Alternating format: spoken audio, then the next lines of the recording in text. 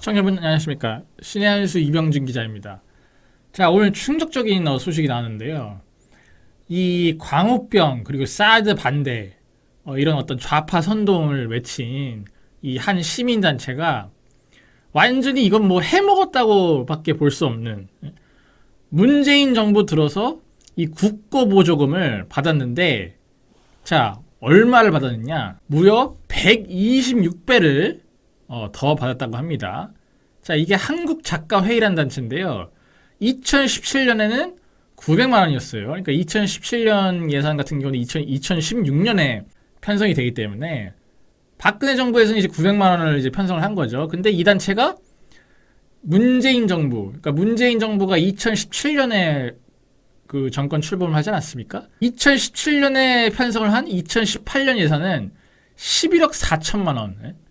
900만 원에서 한 번에 11억 4천만 원까지 1년 만에 무려 126배가 늘어났다고 합니다. 한국작가회의라고 해서 이거 한마디로 명분이 이래요. 문학발전에 기여. 그러니까 문학발전에 뭐 기여를 하는 그런 단체다. 그렇게 표방을 하고는 있는데, 사드 반대라든지 광우병이라든지 국가보안법 폐지라든지 이런 좌파 정치 활동을 수두룩하게 해왔던 단체라고 합니다. 뭐 광우병 다들 잘 기억하시죠? 미친 소들이요, 한미 FTA. 요런 활동까지 지금 이 단체가 했다는 거예요. 근데 그거를 문재인 정부 들어서 국고보조금을 정부가 왕창 늘려줬다. 문학인의 권익과 복지를 지키기 위해 조직된 사단법인 한국작가회의는 문화예술 취약 분야 육성을 목록으로 올해 상반기에만 국고보조금 7억 원을 지원을 받았다고 합니다. 이 단체는 최근에 일본 후쿠시마 원전 오염수 방류에 반대를 하면서 차라리 윤석열을 방류하겠다는 내용이 담긴 성명 발표와 함께 기자회견을 진행했다고 합니다. 그러니까 이거 보세요. 대통령이라고 하지도 않고 그냥 윤석열을 방류하겠다. 이거 뭡니까? 한마디로 바다에 빠져 죽게 하겠다는 거잖아요. 이거는 그냥 일반적인 좌파 단체도 아니네. 이거는 완전 극좌 단체예요, 극좌.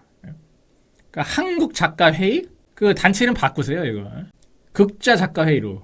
이 작가입니까? 이게 정치꾼들이지, 이게? 한국작가회의는 이외에 광우병 시위에 참여하거나 4.27 판문점 선언을 지지하는 목소리를 내는 등 정치적인 행보를 이어오면서도 공익활동을 명분으로 지난 6년간 60억 원에 달하는 보조금을 지급을 받았다고 합니다. 자, 이게 김승수 국민의힘 의원이 문체부로부터 제출받은 이 자료에 따른 건데, 이 단체는 2018년 11억 4천만 원, 2019년 9억 4,700만 원, 2020년 10억 3,960만 원, 2021년 10억 2,300만 원, 그리고 2022년 8억 8,200만 원을 받았다고 합니다. 매해 약 10억 원을 챙긴 거예요, 10억 원을. 자, 한국작가회의는 주로 문학발전의 기여도가 높은 문예지 및 기관지에 원고료를 지원하거나 장애인 문화예술 진흥 및 문화인프라 부족 시설, 지역 등의 문화예술 프로그램 제공을 명목으로 보조금을 지급을 받았다고 하는데, 아니 여러분들 상식적으로 문예지 뭐 기관지 이런 데다가 원고료를 다 주는 것도 아니야. 그냥 지원이잖아요, 지원. 부분적으로 부족한 부분이 있으면 지원을 하는 거고, 그리고 뭐 인프라 부족 시설, 뭐 문화예술 프로그램 제공, 이런 게 뭐 해봤자 뭐 얼마나 되겠습니까? 문화예술 프로그램? 이게 뭐 깨야 뭐 전시회 같은 거 하고 뭐 그림 대충 그려가지고 뭐 전시하고 뭐 그런 건 하지 않겠어요? 이 양반들이 뭐 얼마나 대단한 걸 하겠습니까? 근데 거기에 1년에 10억이나 필요해요? 그거 하는데? 이 10억이 이 단체에 들어가지 않으면은 우리나라 문화예술계가 망합니까? 우리나라 문화예술계가 이 단체에 이 10억 원의 어떤 예산 없이는 운영될 수가 없는 수준입니까? 상식적으로 말이 안 되잖아요, 이거는. 그리고 애초에 2017년까지는 900만 원 받았다면서요. 그 말은 뭐겠습니까? 애초에 900만 원만 받아도 충분히 운영이 가능한 단체라는 거잖아요. 그죠? 아니 그러니까 900만 원을 줬겠지. 그럼 뭐겠습니까? 추가적으로 10억이 넘게 지금 든 건데 그 10억 다 어디다 갖다 썼습니까?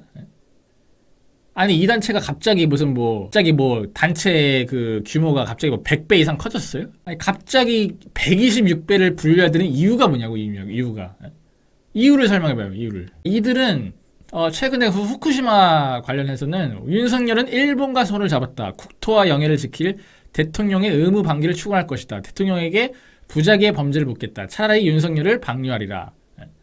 그러니까 윤석열을 탄핵하자도 아니야. 방류하리라. 이건 뭐 이런 인간들이 다 있는지. 자, 그리고 이 이태원 사고와 관련해서는 모든 책임이 윤석열 대통령에게 있다면서 책임을 통감하고 윤석열 대통령은 물러나라. 그리고 뭐 통진당 해상 결정 규탄, 한미 FTA 반대, 개성공단 재가동 촉구 등등. 그러니까 일반적인 좌파 단체도 아니에요. 이거는 완전 극좌입니다, 극좌. 그리고 뭐 최근에 그 간첩단 수사를 보시면 알겠지만 뭐 각종 노조라든가 그런 어떤 시민단체, 그리고 뭐 정규조에서도 마찬가지고요. 각종 그 간첩들이 다 그런 어떤 조직에 들어가 있다는 거, 다 그런 조직에 잠입을 해 있다는 거 아니겠습니까? 이 단체 좀 수상한데? 이 단체도 한번 수사를 해봐야겠네. 이 국고보조금 아예 끊어버린 건 당연하고, 이거 간첩들 언제 한번 수사 들어가 봅시다. 압수수색 한번 들어가야죠, 이거. 자, 근데 이 비영리 민간단체 지원법, 그러니까 이 법에 따라서 이제 이런 민간단체들의 국고보조금이 들어가는 건데, 이 법의 제2조에 따르면은 한국작가회의와 같은 이 비영리 민간단체는 특정 정당 또는 선출직 후보를 지지, 지원 또는 반대할 것을 주된 목적으로 하거나 특정 종교의 교리 전파를 주된 목적으로 설립, 운영되지 아니해야 한다는 요건이 있습니다. 그렇기 때문에 위 요건을 갖추지 못할 경우는 등록을 말소할 수 있다. 한마디로 단체 등록을 없앨 수 있다고 지금 명시를 하고 있어요. 자, 근데 윤석열 대통령이 최근에 뭐라 하셨습니까? 국민 혈세를 이권 카르텔에 쓰인다면은 국민 여러분께서는 이를 알고 용납하지 않을 것이다. 이권 카르텔에 들어가는 국고 보조금을 싹 다 끊어버리겠다. 싹 다 끊어가지고 그거를 이제 수해 복구에 쓰겠다고 이제 발표를 하시지 않았습니까? 대표적인 이 이권 카르텔이 지금 발견이 된 거죠. 그러니까 국고보조금, 이게 부당한 국고보조금, 과도한 어떤 국고보조금을 당연히 그 부분에 대해서 수사가 들어가야 되고, 그리고 이 단체의 역대 활동을 보면은 이거는 북한과 내통을 하고 있을 수도 있다는 의심이 들거든요. 물론 뭐 확정을 지을 수는 없겠지만 지금 워낙 많은 단체들에서 지금 그 간첩들이 발견이 되고 있지 않습니까? 그러다 보니까 이 간첩단 수사의 어떤 연장선상에서 이 한국작가회의도 좀 파볼 필요가 있을 것 같아요. 그리고 당연히 일단 이 단체 등록을 말소, 그러니까 단체 자체를 없애버려야죠.